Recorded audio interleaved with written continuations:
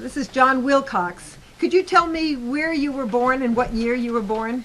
I was born in Matunic, Rhode Island, in the year 1/11/17. 1917, the same year my mother was born. That's very nice. Yeah, And did you move to Hope Valley when you were young? three years old. And why did your family come to Hope Valley?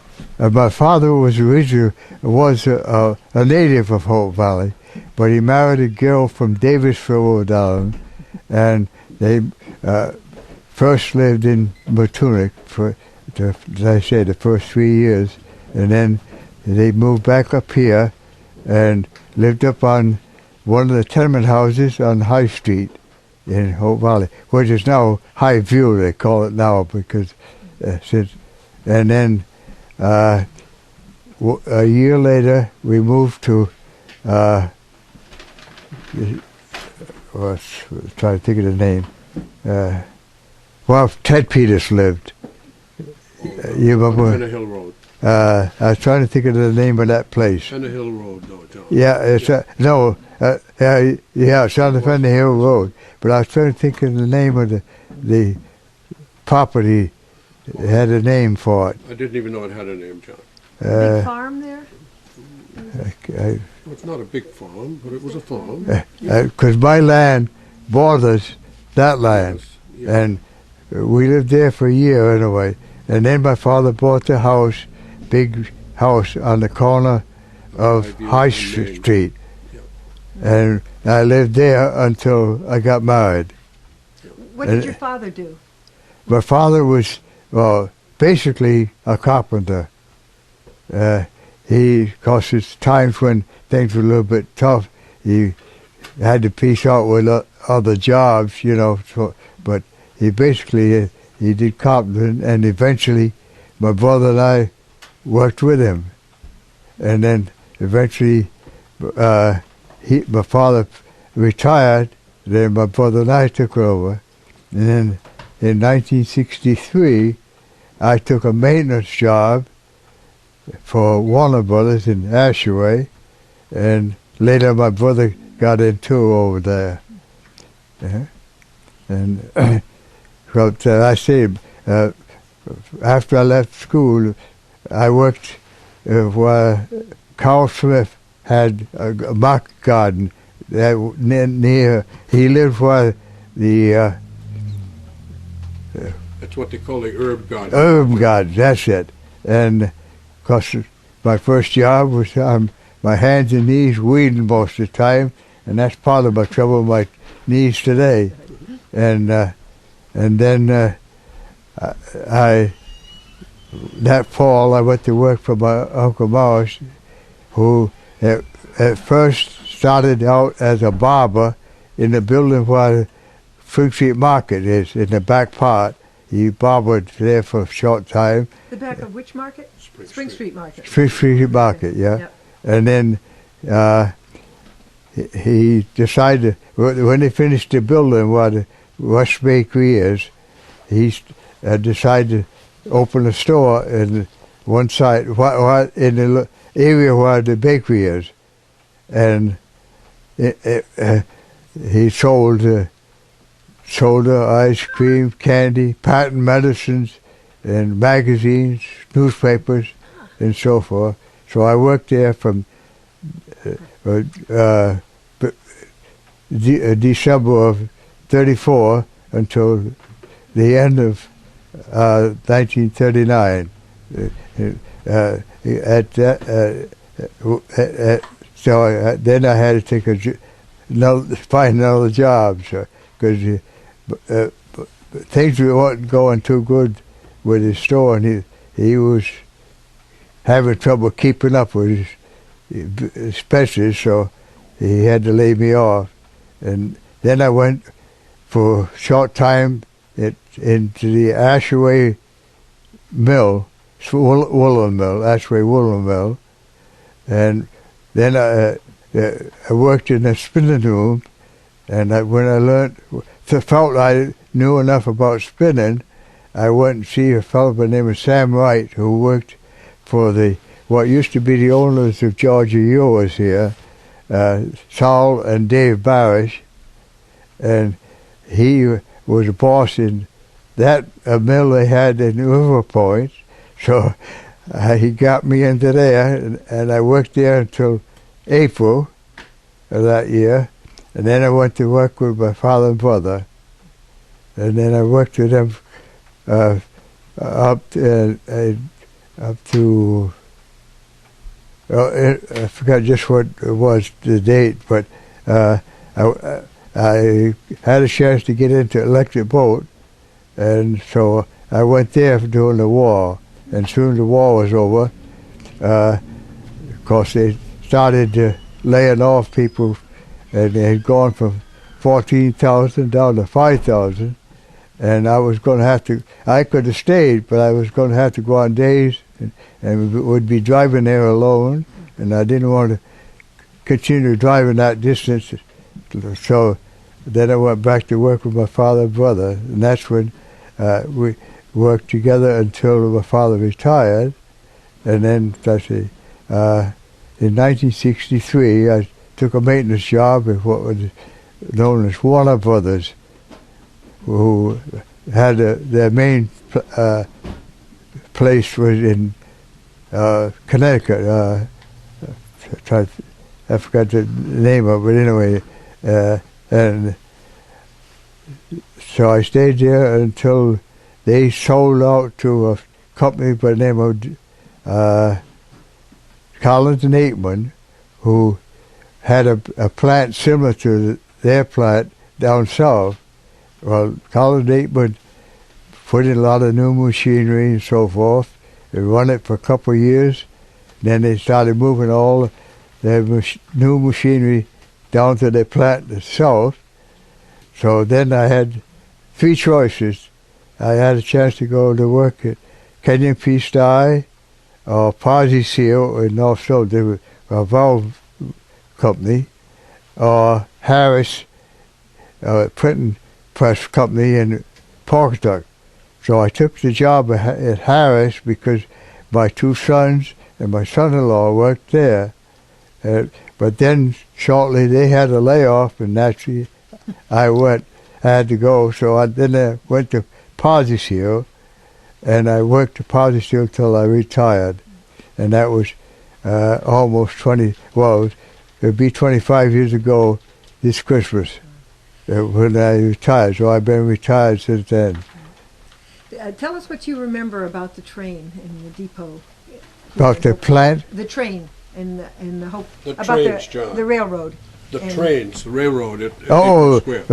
well, I remember that they originally was not only haul freight and stuff, but they also carried passengers back and forth from here to Wood River Junction.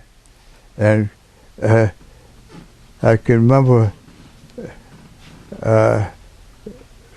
when they had the old steam train engine, and then later they had a gasoline engine, and of course there was a station there at that in the area and back where there used to be the granary, and then eventually, of course, Rollins took it over because to haul its grain, and that's practically all I really know about the train. Other than that, did you ever ride on the railroad? I never did get to ride on it. No.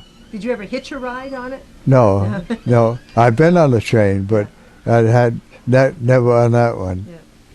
That's what it sounds or smells or stuff like that. Yeah. Do you remember the sound of the train? Did it have a whistle, or did it make a loud noise and a lot of steam? I don't remember so much about the steam engine, but the gas engine was fairly quiet, quite quiet. And I remember, I'm trying to think of the name of the fellow that used to be charged at the depot that worked there, because I got a lot of pictures of the depot and train and stuff. Oh, good. We probably would like to see them at some time. That would be very nice. Yeah. Yeah, but I can't remember. know the man he's trying to think of, and I can't think of his name. Do you remember the night the granary burned down? I remember that definitely, because I held one of the hoses. Really? Because I was at the time when I was working in Uncle Ma's store, and so I was working that night, and when I got out of work, I went over and helped, and I had one of the hoses, handling one of the hoses for quite a while. Yeah. See, when that burned down, they brought the big old Fox engine from Westerly, which they've still got. And that thing sat out there and pumped for hours. And I will also say, too, that there was always a suspected fire that was set and not something that just happened. Right. More on that? Can you tell us a little bit more about why you think it was, people thought it had been set? Well, they kind of felt that things wasn't going quite well with the Rollins and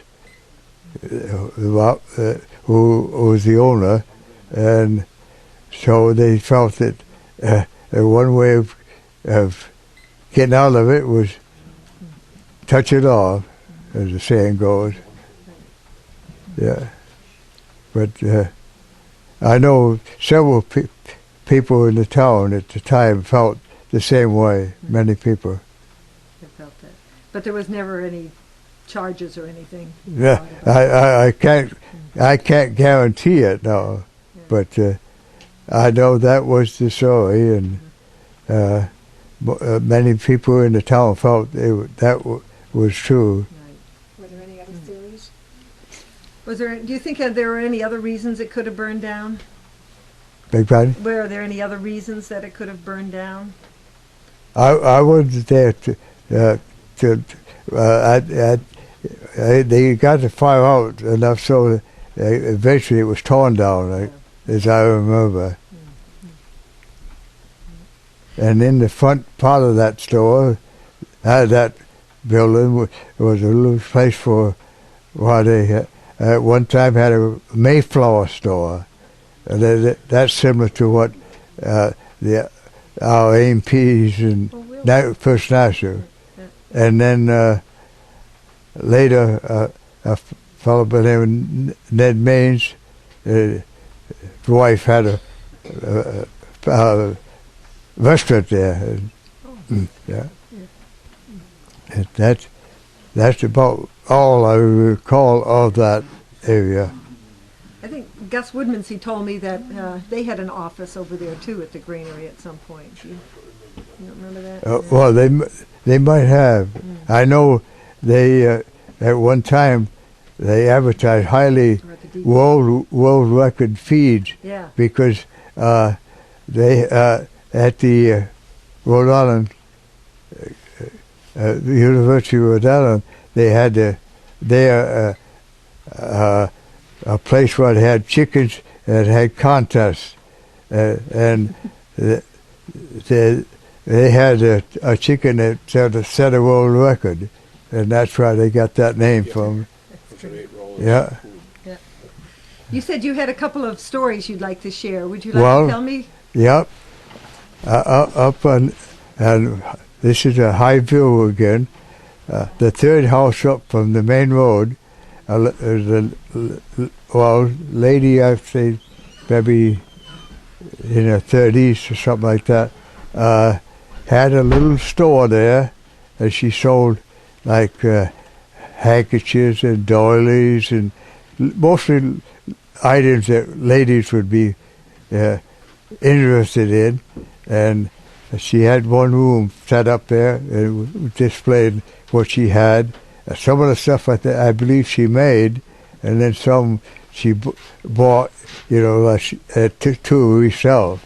And her name was Martina Wood, and she later married, and she's probably better known in the Hope Valley as Martina Dewar. Yeah, Fred Dewar's wife. Yeah, and I remember as a kid, at Christmas time I'd spend some of my change I had to buy my mother and sister things that the items that I thought they would like for Christmas. And then there was another on the lower High Street, right on the near the last. I think it was the last house on the it would be called on that street. There was a fellow by the name of Eddie Kenyon that run a little store there in the basement and sold basically bread and pastries. And to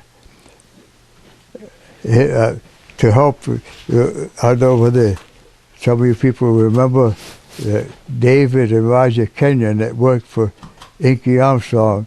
Well, this was their father. And then at the time, a family by the name of Baton lived in the upper story of the house. Had a son, Robert. And you remember the grit paper that used to, it's still being printed. Well, grit. I can remember Robert Baton Saturdays, he'd peddle the grit. And sometimes I'd walk around with him. And this Robert Baton was a schoolmate of mine, and he eventually became a chief of police in the town. And I don't know if any of you know Katie Baton. Katie was his wife. Yeah. But then I can remember something about the Browning store, because the Browning store was started by a Walter Browning, and then later his two sons, Merton and Wallace, run it. And when Wallace lived near me, and one of his sons and I used to go down on weekends and fill shells. Yeah. What would be in the Then I assume you're familiar with the Mason's Hall in Hope Valley. Well, it's, I guess they're still there. There's two bowling alleys, and on Monday nights, some of the middle-aged men in the town would get together and bowl. Where was the bowling alley? Where was it? Bowling alleys. Yeah, where? In the Mason Hall basement. In the Mason's Hall. In the Okay. basement of the Mason Hall. I assume they're still there, but I don't know what condition they're in. And then, besides Monday nights, and on Friday nights, the Masons used to hold a card party, and after the card party, someone would stay over and bowl. And a boy by the name of Emmett Chafee and I set up pins there for several years. 10 cents a string, because that was before pin setters. Yeah. And that's another thing. Tell me the kinds of things that you would have stocked on the shelves in Browning's store. What it was a regular grocery store. So it basically groceries, not anything to do with the meats, because he had a special room that kept the meat, because they were cooling room. But the things that you could store, like canned goods, and I guess basically would be canned goods or bottled goods. They would, because they had a big basement, and they stored, when they had supplies come in, they'd store them in the basement. So you boys would go down to the basement and get the supplies. Actually, I wasn't paid for doing that. I was just going with the Wallace Browning's son, because we were good friends, and so I used to go and help him. But that wasn't a paid job or anything. What about Bud Browning? Was he? Everybody? Bud Browning, was that?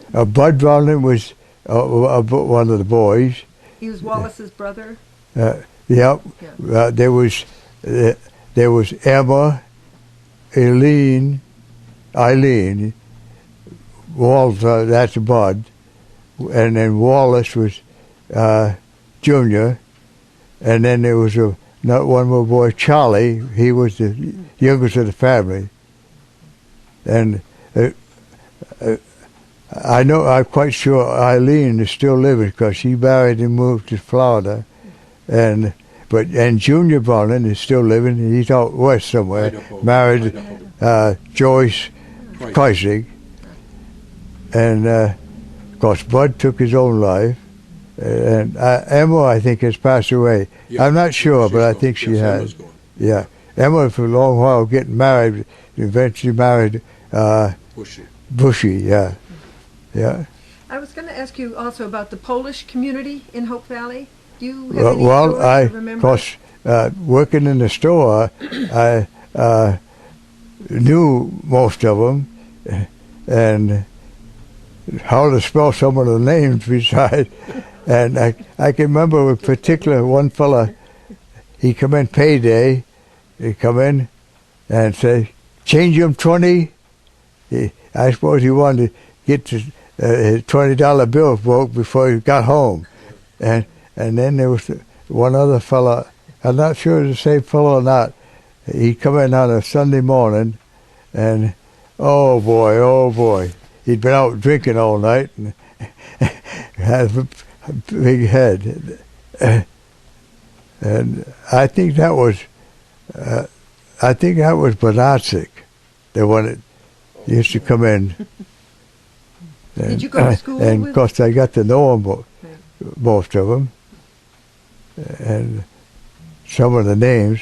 One of the names particularly stuck with me was Zigazewski, Zegarzew, SKI. Yeah, Did they want to buy special things, special foods? yeah. Were the Polish people interested in certain foods or certain products in the store? Do you know, or?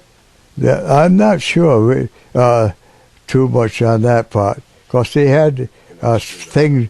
A certain time of year, they had some things, little hard round balls made, I think, out of some kind of flour, and they used to call it. I can't think what they call it. Do you remember, Fred? They had little things that round balls. They'd be hard, and they last a long while in your mouth. Papanucci or something like that, I think was the name of it. We'll ask someone. That's interesting. I'd like to know what that is. Yeah. Did you go to school with these Polish children, and did they speak English? Oh yeah.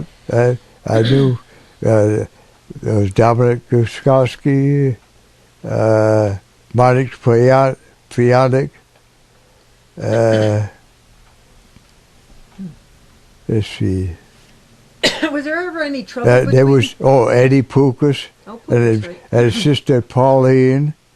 They were both in the same class, and Benarzik? Dominic was in my class, and then, of course there was some in the other grades too, older ones like Bertha Pukas, and then Eddie had a brother Tony that was in different classes, and there was Tony Azarski. No, not Tony. Wait a minute. So it was Sophie. Yes. So it was Sophie Azarski. Something. I think I pronounced it somewhere in there. Guskowski. Not Dominic Gukowski. No, this is. Started with an O. Oski, something, and she had a brother, and I think his name was Tony. Oh, then there was the Gukowski, and there was Dominic's and Joe, and then there was the girl Frances. Yeah. And the funny part was all three of those children died young. Dominic died right in Dr. Celestino's office. Yeah. Was there ever any trouble or problems between the Polish community and the rest of the community? Well, not really. I don't recall any particular. There might be a small individual or something, but I don't recall anything But as a whole, they were integrated in Yeah, I pretty think well? basically most of them got along pretty well, and some of the Polish people were very good in paying. Like my father, brother, and I done work for some of the Polish people, and when the job was done, the money was there.